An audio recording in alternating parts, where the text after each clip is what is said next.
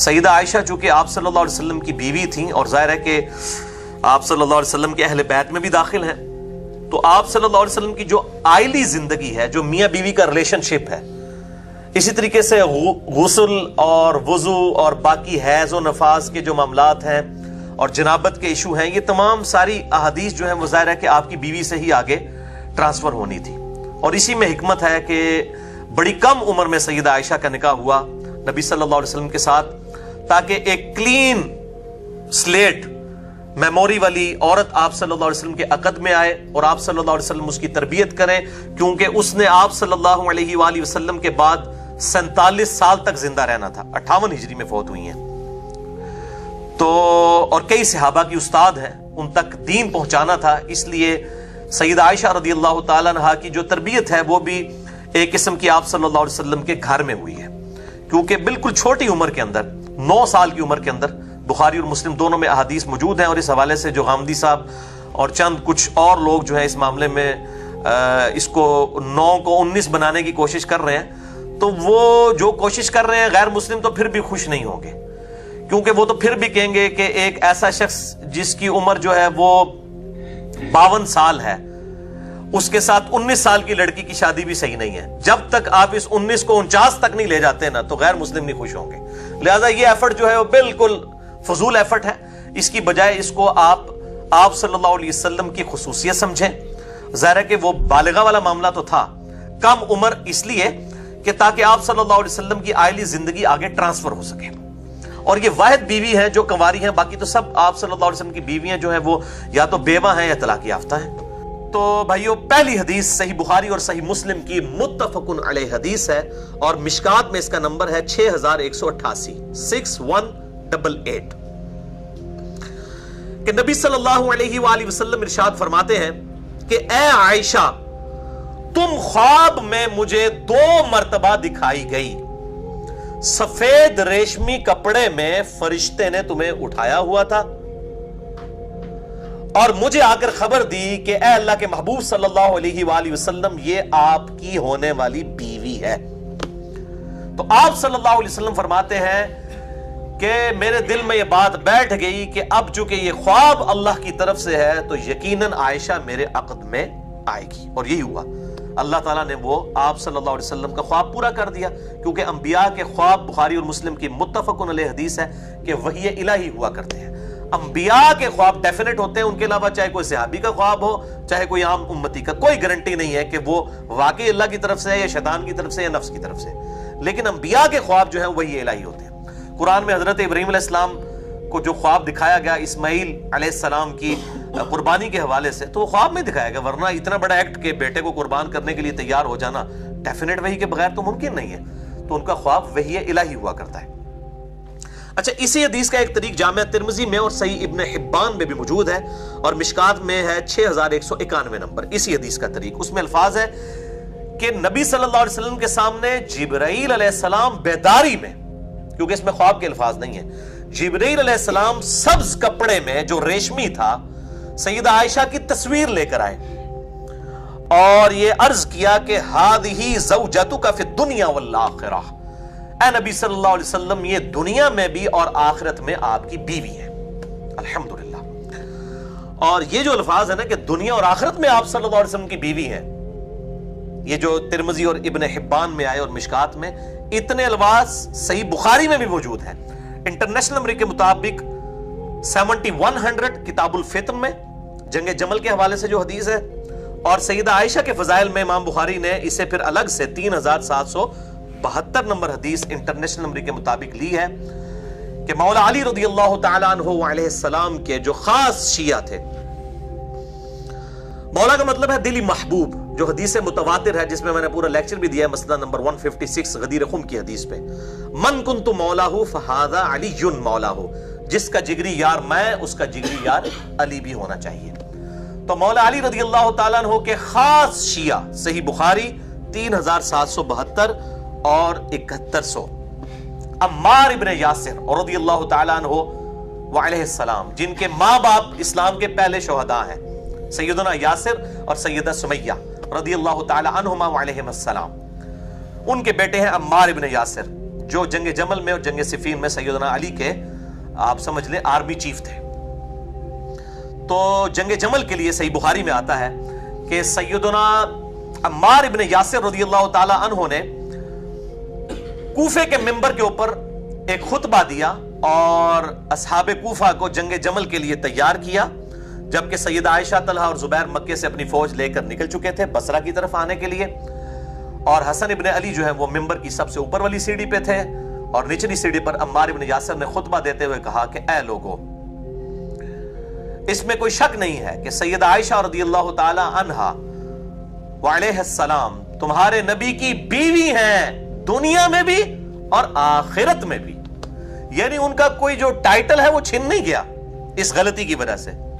لیکن اللہ نے تمہیں آزمایا ہے کہ تم اللہ کی اطاعت کرتے ہو یا عائشہ کی اطاعت کرتے ہو، کیونکہ امیر المومنین کی اطاعت اللہ کی اطاعت ہے نا، یا ایھا الذین آمنوا اطیعوا اللہ واطیعوا الرسول واولی الامر منکم. اور پھر ساتھ ہے فَإِن تَنَازَعْتُمْ فِي شَيْءٍ، اگر تنازع ہو جائے پھر اللہ اور اس کے رسول کی طرف پلٹاؤ، اور وہ اللہ اور اس کے رسول کی طرف پلٹایا ہوا ہے. چاہے جنگ جمل ہو، جنگ صفین ہو، جنگ نہروان ہو، تینوں کے اوپر بخاری مسلم سے لے کر اہل سنت کی آخری کتابوں تک درجنوں احادیث ہیں کہ سیدنا علی رضی اللہ تعالیٰ عنہ کے حق میں نبی صلی اللہ علیہ وسلم نے فرمایا تھا کہ یہ شخص تینوں جنگوں میں اپنی حق پر ہوگا. اور اسی پہ تو میں نے وہ ایٹم بم ریسرچ پیپر لکھ دیے میرے بھائیوں، جس کی وجہ سے پوری ایٹم بم لوگوں کے لکھے ہوئے تو ایک ملک اور ایک سٹی کے اندر زلزلہ لے کے آتے ہیں نا، یہ وہ ایٹم بم ہے جس نے پوری دنیا میں ناسبیت اور افضیت کے ایوانوں میں زلزلہ آ گیا اس کی وجہ سے. واقعہ کربلا کا حقیقی پس منظر 72 صحیح الاسناد حدیث کی روشنی میں، جس میں 150 روایتیں ہیں، اور 72 کا ٹائٹل میں نے شہدائے کربلا کے ٹائٹل کی وجہ سے لیا، ورنہ اس میں احادیث 150 ہیں، اکثر بخاری اور مسلم سے ہیں، اور باقی کتابوں سے بھی جو احادیث ہیں اس میں شیخ البانی، شیخ زبیر لیزئی رحمہ اللہ اور شیخ شعیب ارنوت پچھلے دنوں میں فوت ہو گئے، اکتوبر کے مہینے میں ان کی ڈیتھ ہوئی. اللہ تعالیٰ سے دعا کریں اللہ تعالیٰ ان کی مغفرت کرے. مجھے پچھلے ہفتے تک نہیں پتا تھا کہ وہ فوت ہو چکے ہیں، تو اللہ تعالیٰ ان کی غلطیوں سے درگزر فرمائے اور ان کو نیک کاموں کا اجر عطا فرمائے. اسی طریقے سے یہ شیخ غلام مصطفیٰ ظہیر اور باقی علماء کی تحکیم بھی لگی ہوئی ہے،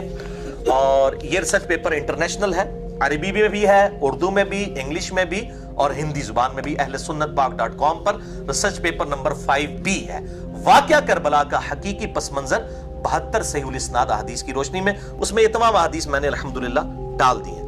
تو یہ میں جو مولا علی رضی اللہ تعالیٰ عنہ علیہ السلام کے شیعہ کی بات کر رہا ہوں، شیعہ سے مراد پولیٹیکل ٹرم میں شیعہ، یہ وہ شیعہ سنی والا فرقہ نہیں ہے، شیعہ علی سے مراد علی کے گروہ کا آدمی.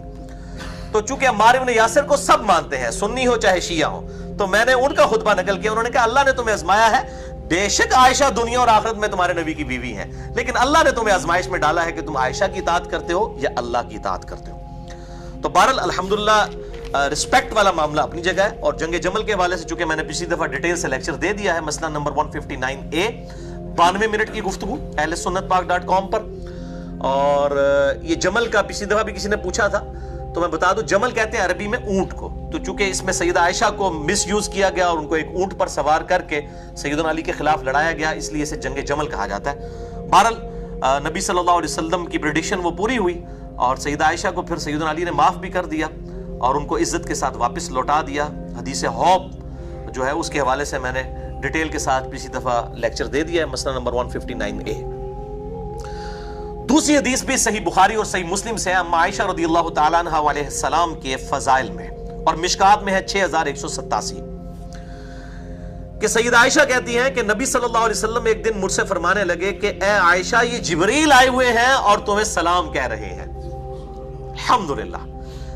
اور سیدہ عائشہ کہتی ہے میں نے کہا وعلیہ السلام ورحمۃ اللہ. اور ایک حدیث جو بخاری میں ہے 3768، اس میں الفاظ ہے وعلیہ السلام ورحمۃ اللہ وبرکاتہ. تو میں نے سلام کا جواب جو ہے وہ ان الفاظ میں دیا. اور پھر اما عائشہ کہتی ہیں کہ جو آپ صلی اللہ علیہ وسلم کو دکھایا جاتا تھا وہ مجھے نظر نہیں آتا تھا. یعنی انہوں نے یہ کلیریفائی کر دیا کہ کل کو کوئی یہ نہ کہنا شروع کر دے کہ عائشہ نے بھی جبریل کو دیکھ لیا. سیدہ عائشہ نے دیکھا نہیں تھا، صرف نبی صلی اللہ علیہ وسلم کی غیبی خبر تھی کہ یہاں پہ جبریل کھڑے ہیں اور تمہیں سلام کہہ رہے ہیں. نبی صلی اللہ علیہ وسلم کو تو نظر آ رہے تھے، سیدہ عائشہ کو نظر نہیں آ رہے تھے. تو یہ بڑا اچھا ہو گیا، اماں نے اپنا عقیدہ بتا دیا، ورنہ یہ بعد کے جو بزرگ بابے کس قسم کے ڈھونگ رچائے ہوئے انہوں نے، اور کبھی کہتے ہیں خضر سے ملاقات ہوئی، کبھی کہتے ہیں کسی سے ملاقات ہوئی، کبھی کہتے ہیں اسرائیل سے روح کھینچ لی، کبھی کچھ جھوٹے واقعات جو ہے وہ کر دیتے ہیں. بہرحال انسانی شکل میں جب سیدنا جبرائیل آئے، جو بخاری مسلم دونوں میں حدیث ہے، حدیث جبرائیل مشہور ہے، صحیح مسلم میں جو ہے وہ پہلی حدیث کتاب الایمان میں 93 نمبر انٹرنیشنل نمبر کے مطابق وہی ہے، اس میں تو انسانی شکل میں آئے تھے اور وہ بھی چلے گئے، تو تب صحابہ کو آپ صلی اللہ علیہ وسلم فرمایا کہ جبرائیل تھے، جب وہ تھے اس وقت پھر ہوتا ہے سارے کہتے کہ اسی بھی جناب تو سلام لے لئیے، تو ظاہر بہت بڑی سعادت کی بات ہے، پیغمبر ہیں فرشتوں کے حضرت جبرائیل علیہ السلام، کوئی عام مرتبہ نہیں ہے۔ جس طرح انبیاء میں سردار ہیں ہمارے محبوب صلی اللہ علیہ وسلم، اس طرح فرشتوں میں سردار ہیں اور فرشتوں کے بھی پیغمبروں کے استاد ہیں سیدنا جبرائیل علی نبینا وعلیہ السلام۔ تو آپ نے فرمایا یہ جبرائیل تھے، تمہیں دین سکھانے کے لیے آئے تھے صلی اللہ علیہ وآلہ وسلم وعلیہ السلام۔ تیسری حدیث بھی بخاری اور مسلم سے ہے، متفق علیہ حدیث ہے، مشکات میں اس کا نمبر ہے 6023۔ عمر ابن عاص رضی اللہ تعالیٰ عنہ کہتے ہیں کہ نبی صلی اللہ علیہ وسلم نے ایک غزوے میں مجھے امیر بنایا، کوئی آپ نے لشکر روانہ کیا اور اس میں مجھے امیر بنایا، تو مجھے یہ زوم ہوا کہ شاید میں کوئی نبی صلی اللہ علیہ وسلم کا بڑا خاص بندہ بن گیا ہوں، آپ صلی اللہ علیہ وسلم کا خاص صحابی بن گیا ہوں۔ تو کہتے ہیں میں نے بھی آگے اسی تمکنت میں آ کے نبی صلی اللہ علیہ وسلم سے پوچھا کہ اے اللہ کے محبوب صلی اللہ علیہ وسلم، آپ کو سب سے بڑھ کر محبوب کون ہے؟ تو آپ صلی اللہ علیہ وسلم فرمایا عائشہ رضی اللہ تعالی عنہا۔ پوچھا اس کے بعد، فرمایا اس کا باپ ابو بکر رضی اللہ تعالیٰ عنہ علیہ السلام۔ پوچھا اس کے بعد، کہا عمر رضی اللہ تعالیٰ عنہ علیہ السلام۔ پھر عمر بن عاص کہتے ہیں میں پوچھتا رہا تو آپ صلی اللہ علیہ وسلم نے کئی اصحاب کے نام ذکر کیے،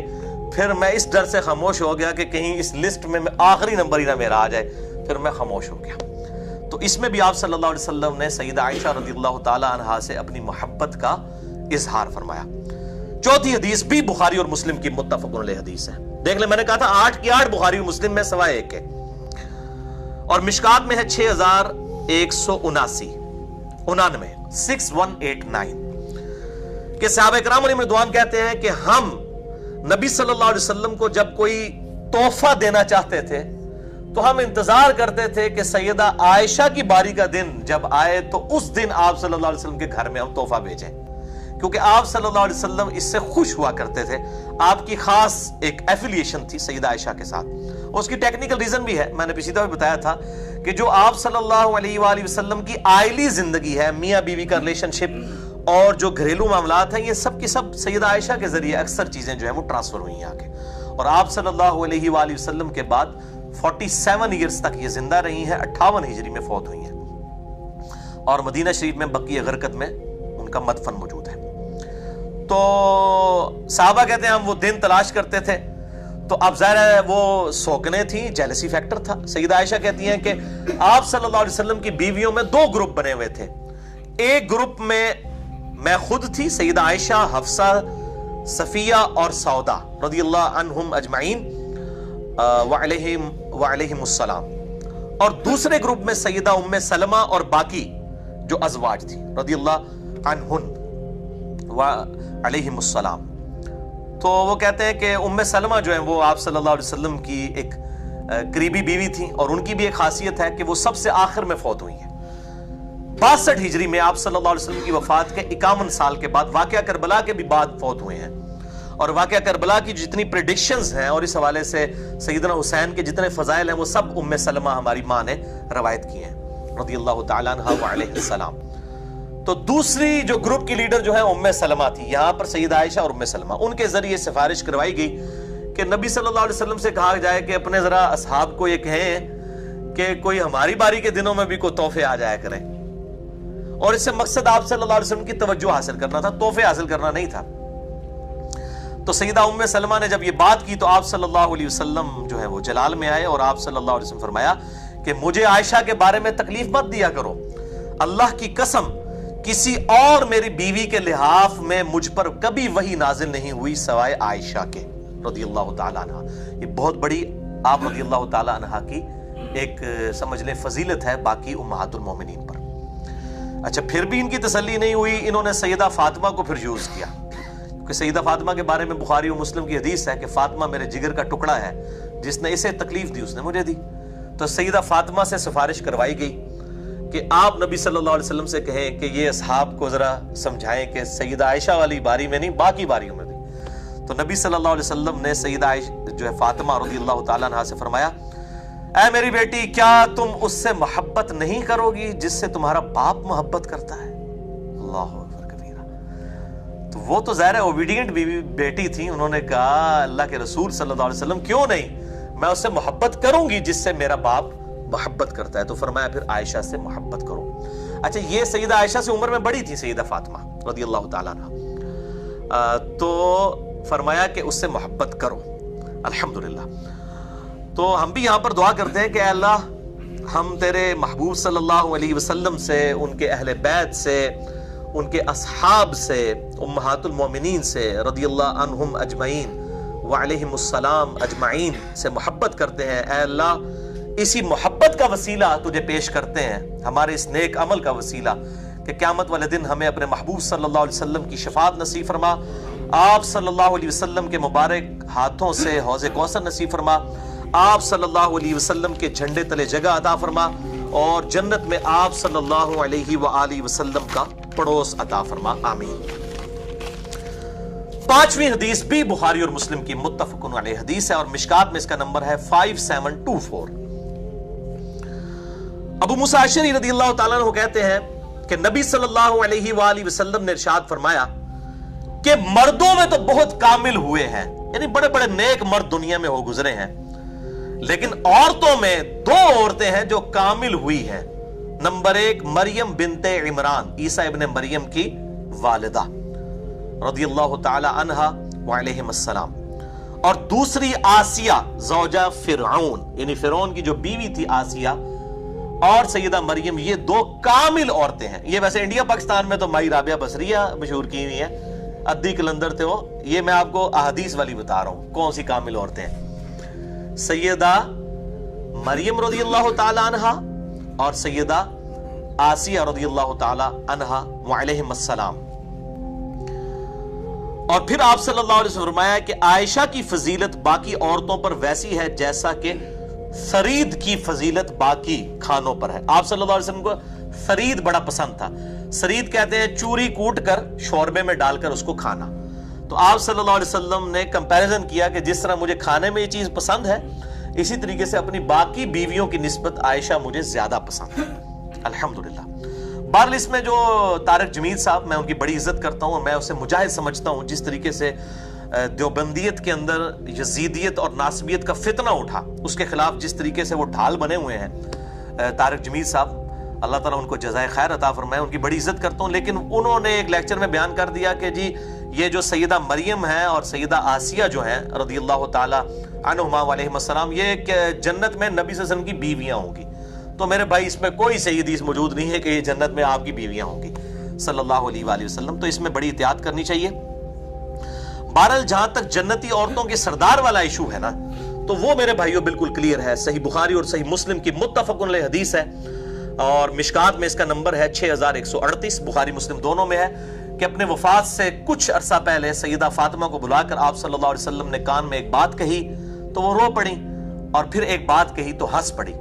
تو بعد میں اما عائشہ رضی اللہ تعالیٰ عنہ نے آپ صلی اللہ علیہ وسلم کی وفات کے بعد جب پوچھا تو انہوں نے کہا کہ مجھے نبی صلی اللہ علیہ وسلم نے کہا تھا کہ عنقریب میں دنیا سے رخصت ہونے والا ہوں، اس پر میں رو پڑی، اور پھر مجھے نبی صلی اللہ علیہ وسلم نے بشارت دی کہ میرے گھر والوں میں سے اہل بیت میں سب سے پہلے تم مجھے آ کر ملو گی، اور کیا تم اس پر خوش نہیں ہو کہ تم جنتی عورتوں کی سردار ہو، سیدہ فاطمہ رضی اللہ تعالی عنہا۔ تو میں یہ ساتھ کلیئر کروں کہ ایز فار ایز فضیلت از کنسرن، تو سیدہ فاطمہ رضی اللہ تعالی عنہا کو جو اللہ نے فضیلت دی ہے، وہ نہ نبی صلی اللہ علیہ وسلم کی کسی بیوی کی فضیلت ہے اور نہ کسی صحابیہ کی، وہ ایک اللہ تعالیٰ نے ان کو مقام عطا فرما دیا۔ اسی طریقے سے جامعہ ترمذی میں صحیح سند کے ساتھ یہ حدیث ہے کہ نبی صلی اللہ علیہ وسلم نے فرمایا کہ فاطمہ جنتی عورتوں کی سردار ہے، اور سیدنا حسن و حسین جو ہیں یہ جنتی نوجوانوں کے سردار ہیں۔ اور اسی حدیث کا ایک طریق ہے المستدرک للحاکم میں، یہ میں نے 12 حدیث میں ساری حدیثیں ڈالی ہوئی ہیں، اس میں الفاظ ہیں کہ سیدنا حسن و حسین جنتی نوجوانوں کے سردار ہیں، اور ان کے والد یعنی سیدنا علی ان سے بھی افضل ہیں۔ اچھا یہ بات پھر پتہ چل گئی کہ جو جنتی نوجوانوں کی بات ہو رہی ہے، اس سے مراد ہے جو دنیا میں نوجوانی کی حالت میں فوت ہوئے ہیں،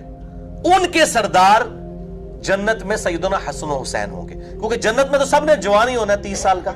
تو اکثر لوگ پوچھ بھی رہے ہوتے ہیں، میں کلیئر کر رہا ہوں کہ جنتی نوجوانوں سے مراد جو دنیا میں نوجوانی کی حالت سے گئے ان کے سردار ہوں گے سیدنا حسن و حسین رضی اللہ تعالی عنہما وعلیہم السلام.